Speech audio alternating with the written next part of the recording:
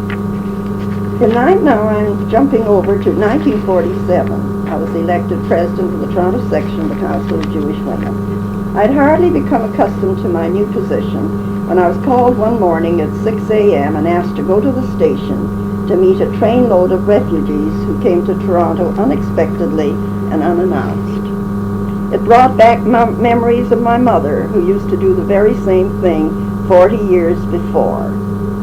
I can never forget the pathetic picture this group of around 100 sad-eyed, shabbily dressed individuals presented, the hopeless look on their faces, the children crying. There they were, with all their worldly possessions tied up in bundles or broken suitcases, all hoping to find a haven in Canada. They came from Czechoslovakia, from Poland, from Hungary, from Germany, and some from Russia.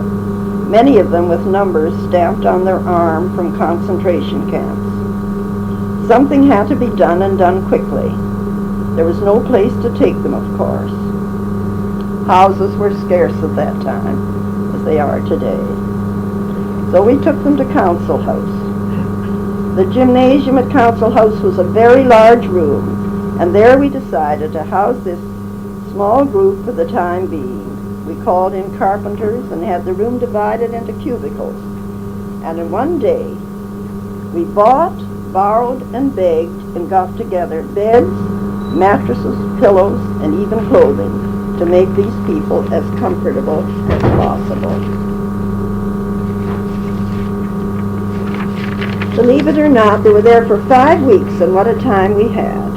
Of course, this arrangement was, of necessity, only a temporary one, and homes had to be found for these people. So we appealed to the United Jewish Welfare Fund, to Congress, and to JIAS. I think your husband might remember this period. Sure he does. We appealed to the United Jewish Welfare Fund and Congress for JIAS and JIAS for help.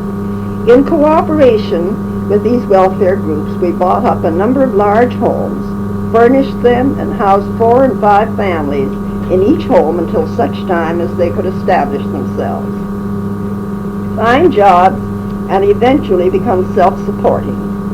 It was a tremendous task. I'm, of course, merely outlining the bare facts to you of what happened to this first group of refugees from the Second World War.